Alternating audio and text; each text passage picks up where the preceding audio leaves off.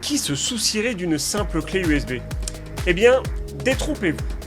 Elle tient peut-être dans votre poche, elle est anodine, mais elle peut compromettre toute la sécurité de votre système informatique.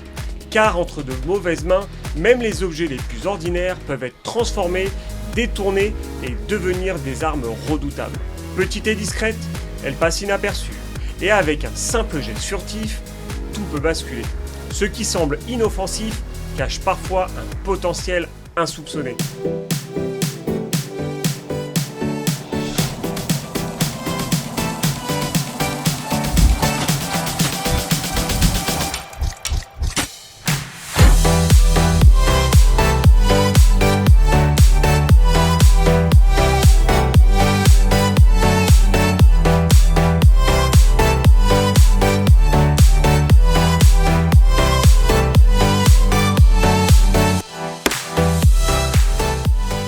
Bonjour à toutes et à tous. Avant de commencer, je tiens à dédicacer cette vidéo à quelqu'un qui m'est très cher. Donc, cette vidéo est dédicacée pour toi, Letty. Voilà. Vous vous souvenez peut-être de ma toute première vidéo sur la Rubber-Ducky réalisée en 2021. Eh bien, cette fois, on passe à la vitesse supérieure avec la version 3, sortie un an plus tard. Cette nouvelle génération est bien plus performante et apporte des fonctionnalités qui la rendent redoutablement efficace. On a par exemple le DuckyScript 3.0, un langage de script structuré, bien plus riche que la première version, avec des boucles while, des conditions if, then, else, des fonctions et bien plus encore.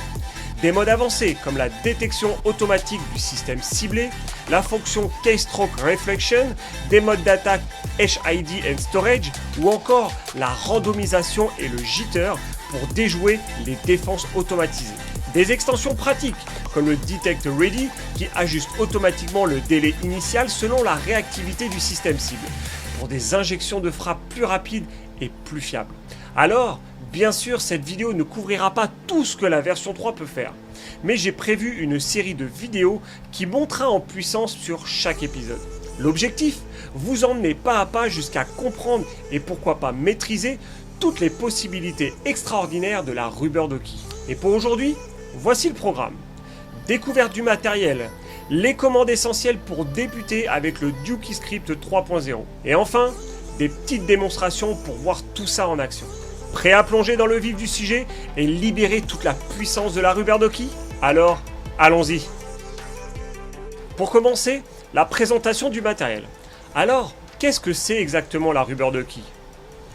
À première vue, ça ressemble à une simple clé USB. Mais en réalité, ce n'en est pas une. La Rubber-Ducky se fait passer pour un périphérique HID, c'est-à-dire un clavier. Et un clavier, l'ordinateur lui fait entièrement confiance. Du coup, quand on branche la Rubber-Ducky, la machine croit qu'un vrai clavier vient d'être connecté et elle exécute sans se méfier toutes les frappes envoyées. Ce qui la rend si redoutable, c'est qu'elle peut automatiser des séquences de commandes à la vitesse de l'éclair, bien plus vite qu'un humain. La version 1, sortie il y a plus de 10 ans, utilisait un langage de script assez simple, appelé le DuckyScript 1.0. On écrivait des commandes très basiques, comme ouvrir une fenêtre, lancer un programme ou exécuter un script en PowerShell. Ça marchait, mais c'était limité. La version 3 que je vous montre ici change complètement la donne. Elle intègre le DuckyScript 3.0, un langage bien plus puissant avec des boucles, des conditions, des fonctions, bref, de quoi créer des payloads vraiment dynamiques et intelligents. Concrètement, comment ça fonctionne? On écrit un script en DuckyScript sur notre ordinateur, ensuite, on utilise l'outil de compilation fourni par Hack5 pour le transformer en payload inject.bin. Ce fichier est copié sur la carte microSD qui se trouve dans la Rubber-Ducky. Et dès qu'on insère la clé dans un ordinateur, elle exécute ce payload automatiquement, comme si on tapait tout ça au clavier. Sur la version 3, on retrouve aussi quelques nouveautés matérielles intéressantes. D'abord, le bouton sur le côté. Il permet de changer le comportement de la clé. Par exemple, pour basculer d'un payload à un autre ou pour activer certaines fonctions. Petite astuce donnée par Hack5, c'est que quand vous remettez le cache, vous n'avez pas accès à ce bouton. Vous n'avez plus accès à ce bouton. Il préconise de mettre un petit morceau de scotch juste à l'endroit du bouton et quand le cache sera refermé, vous aurez simplement à activer le bouton. On fera la démonstration ensemble, vous verrez que on entend bien le petit clic-clic. Ensuite, les deux connecteurs USB. D'un côté, l'USB-A classique et de l'autre, l'USB-C. Ça la rend compatible avec quasiment toutes les machines récentes, sans adaptateur. Donc, en résumé, une fausse clé USB qui agit comme un clavier et qui peut exécuter un script complet à une très grande vitesse. Et avec la version 3, elle est devenue bien plus puissante et polyvalente que jamais. Maintenant que l'on a vu le matériel, passons au cœur de la RubberDucky, son langage de programmation, le DuckyScript 3.0. Pas de panique, c'est conçu pour être très simple à prendre en main. Chaque ligne du script correspond à une action que la RubberDucky exécutera comme si vous tapiez ça au clavier. Nous allons donc utiliser le logiciel proposé par Hak5, c'est-à-dire Payload Studio Pro, pour présenter ces différentes commandes et pour pouvoir créer nos premiers payloads. La première commande que je pourrais vous présenter, c'est string. String permet d'écrire le texte que vous souhaitez. Par exemple, si je tape string, donc vous remarquez automatiquement il me propose différentes commandes. Donc si je tape string espace, je vais pouvoir taper ce que je veux derrière. Bienvenue sur la RubberDucky. Ça veut dire que quand la RubberDucky passera à cette ligne-là, elle tapera bienvenue sur la RubberDucky. Tout simplement. La deuxième commande, ça va être Enter. Si je tape Enter, ça va simplement appuyer sur la touche Entrée. C'est pratique si on veut exécuter des commandes. Vous tapez la commande avec string, vous revenez à la ligne, vous faites Enter et ça va automatiquement exécuter ce qui était tapé au-dessus. Tous les ordinateurs ne sont pas forcément aussi rapides les uns que les autres. Et il faut des fois un temps d'attente entre chaque commande. D'où le fait de maintenant notre troisième commande qui s'appelle Delay. Si je tape Delay, il va me mettre un temps d'attente par rapport à ce que j'aurais paramétré. Le temps est exprimé en millisecondes. C'est-à-dire que si je mets 5000 millisecondes, ça va me faire une pause de 5 secondes. Donc si vous avez besoin de rajouter un délai entre différentes commandes, vous tapez Delay, espace, le temps en millisecondes, donc 1000 pour 1 seconde, 2000 pour 2 secondes, etc. Et ça va vous permettre également d'optimiser vos scripts. Déjà de les faire s'accélérer et également de pouvoir mettre un temps de latence, d'attendre une certaine action avant de continuer la suite. La quatrième commande que l'on va voir aujourd'hui, ça va être la touche Windows. Windows, tout simplement, c'est comme si vous appuyez sur la touche Windows de votre clavier. Il y a beaucoup de raccourcis sur Windows. Quand vous voulez exécuter une commande, vous faites Windows R pour avoir la petite fenêtre qui s'affiche en bas à gauche pour ensuite exécuter quelque chose. Et bien là, simplement, Windows R, entrée, et ça va valider automatiquement la touche Windows R. Et ensuite, bien évidemment, on tape notre commande et on valide entrée. Il faut savoir que Windows, à l'époque, sur la version 1, c'était GUI. C'était l'intitulé qu'il y avait dans le DuckyScript 1.0 qui permettait d'exécuter cette commande. On peut ensuite combiner avec string PowerShell et entrée pour lancer un terminal PowerShell en un éclair. Avec juste ces quelques commandes, on peut déjà créer un petit script d'initialisation. Par exemple, on va faire en sorte de lancer un bloc-notes et d'écrire quelque chose dessus. Alors c'est vraiment du très basique, c'est le script que l'on voit à chaque fois, mais pareil, je vais commencer par le début et ensuite on va monter progressivement. Donc là déjà la première chose à faire, c'est d'ouvrir Payload Studio Pro qui est fourni par Hak5. Quand vous êtes directement dessus, on est chez nous sur des claviers français, donc pensez déjà à changer le clavier.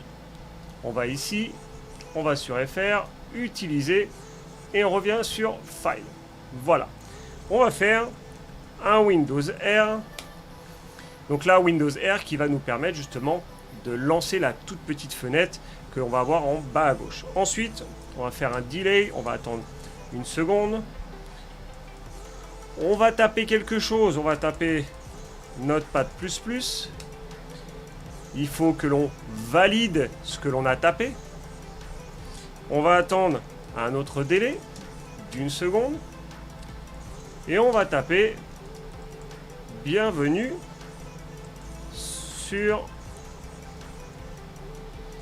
sur ma chaîne YouTube.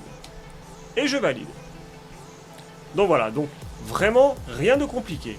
Ça ouvrira une petite fenêtre, on va le voir ensemble de toute façon. Ça va ouvrir une petite fenêtre, ça va attendre un délai, ça va taper Notepad++, ça validera par entrée, ça attend un nouveau délai d'une seconde et ensuite ça affiche le texte qui est dessus. Si vous n'avez pas de croix rouge sur la gauche, c'est que le script est fonctionnel. Vous allez en bas, juste ici, faire Generate Payload, on clique dessus.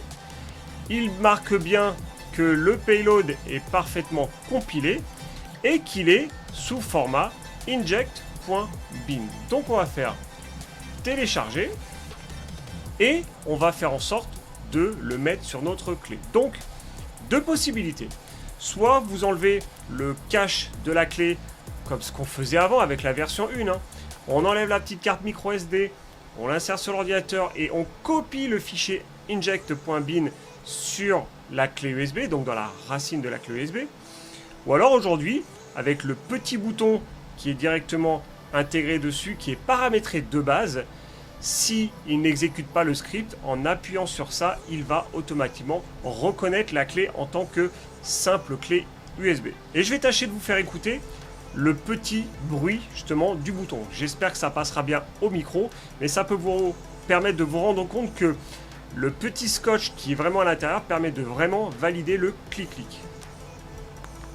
Clic-clic, clic-clic, clic-clic. Je ne sais pas si vous avez bien entendu, mais voilà. À chaque fois que j'appuie directement dessus, à l'emplacement où il y a le petit scotch à l'intérieur, ça me valide bien ma clé USB, mon bouton qui est directement dessus. Donc là, je vais le brancher dessus. On va voir ensemble ce que ça donne.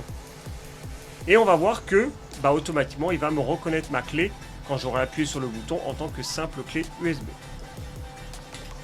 Voilà, donc je l'ai branché. J'ai appuyé sur le bouton et vous voyez automatiquement, il m'a créé un lecteur qui s'appelle Duki. Quand je vais dessus, j'ai déjà un fichier inject.bin. On va le supprimer, ou pas forcément le supprimer, mais le remplacer par celui que j'ai créé à l'instant. Voilà, clic droit, coller. Donc là, il est directement dessus. Comme la clé est, donc par les fonctionnalités de base que l'on a fait, est reconnue en tant que simple clé USB, pour réexécuter le script, il va falloir l'enlever et la remettre. Vous verrez que par la suite, plus on avancera dans les vidéos, on va pouvoir paramétrer pas mal de choses. On va pouvoir paramétrer le bouton sur une fonctionnalité où elle exécute d'un côté le script, mais en parallèle, elle devient un espace de stockage. C'est ce que je vous ai expliqué dans la description de la vidéo. On va pouvoir personnaliser plein de choses. On va pouvoir dire que, alors ça, je vous tease un petit peu sur ce qu'il y aura sur les prochaines vidéos, mais on pourra dire que quand on branche la clé, il ne se passe rien. Et c'est au moment où on appuie sur le bouton que le script va pouvoir se déclencher. J'en dis pas plus, ce sera pour des prochaines vidéos. Là, on va débrancher la clé et on va voir ce que ça donne avec l'exécution automatique du script. Allez, je viens de brancher la clé. Et voilà, tout simplement. Donc, je vous ai montré sur une partie de l'écran la petite fenêtre qui se lançait automatiquement et qui a tapé Notepad++, qui a validé par entrée. Et ensuite, ça m'a tapé automatiquement ce que j'avais prévu, ce que j'avais mis directement dans le script. Et ça, c'est vraiment la base. Parce qu'avec la version 3, on peut aller beaucoup plus loin. Des conditions, des boucles, des fonctions, détection de l'OS. Mais tout ça, on verra dans des prochaines vidéos. Donc comme je vous avais dit, la RubberDucky est équipée d'un petit bouton qui peut jouer plusieurs rôles selon la façon dont on écrit le payload. Par défaut, si le bouton est pressé et qu'aucune fonction spéciale n'a été programmée, l'appareil passe en arming mode. Concrètement, il se comporte comme une simple clé USB.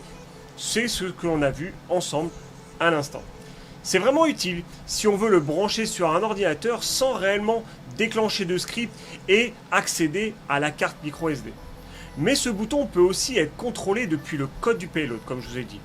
Avec par exemple la commande Wait for Button Press. Ça permet de mettre le payload en pause jusqu'à ce que l'on appuie dessus. Ça peut servir pour déclencher une deuxième étape d'attaque uniquement quand on estime que la cible est prête. On peut également définir une action spéciale avec Bottom Def, qui dit au Ducky quoi faire lorsqu'on appuie dessus. Ça peut être lancer une action secondaire, arrêter complètement le payload, ou même changer l'état de la LED pour donner un retour visuel. Enfin, on peut activer, désactiver ou limiter son usage avec les commandes Disable Button ou Enable Button, ce qui permet un contrôle très fin de son comportement. La RubberDucky dispose également d'une LED intégrée, même si elle n'est pas toujours visible dans son boîtier d'origine. Cette LED est un indicateur précieux pour savoir ce que fait l'appareil. Par défaut, en vert fixe, le Ducky est au repos. En vert clignotant, il est en train d'exécuter un payload. En rouge fixe, il n'a pas trouvé le fichier inject.bin sur la carte microSD, ou bien la carte n'est pas présente. Mais comme le bouton, on peut contrôler cette LED dans nos scripts. Les commandes LED R et LED G permettent d'allumer la LED en rouge ou en vert, tandis que LED off l'éteint complètement. On peut par exemple faire clignoter la LED pour indiquer à l'opérateur que le Ducky attend un appui sur le bouton ou alterner le rouge et le vert pour montrer que plusieurs étapes s'enchaînent. Il existe même des variables internes avancées comme lier l'état de la LED au verrouillage des touches du clavier, Caps Lock, Num Lock, Scroll Lock ou encore utiliser la LED pour signaler l'activité de la mémoire quand on est en mode storage. En résumé, le bouton et la LED ne sont pas juste des gadgets, ce sont des vrais outils pour rendre un payload plus interactif, donner un retour visuel ou garder le contrôle sur le moment où l'attaque se lance. Voilà pour cette nouvelle vidéo sur la RubberDucky. On a pu voir les commandes de base, donc quelques commandes de base. On a pu voir les nouvelles fonctionnalités au niveau du bouton. On a pu voir au niveau de la LED.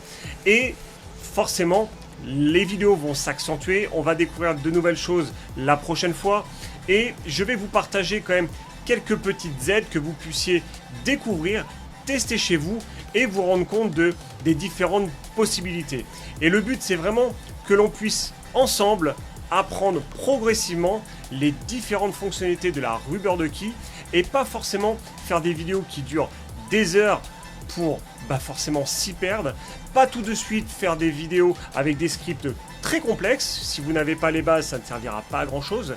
Mais on va faire ça vraiment progressivement. Et si vous êtes tout comme moi passionné de ce petit gadget, je pense que vous allez apprécier les prochaines vidéos. Voilà. Je vous dis à la prochaine pour une nouvelle vidéo et en attendant, sécurisez-vous bien. Ciao, ciao.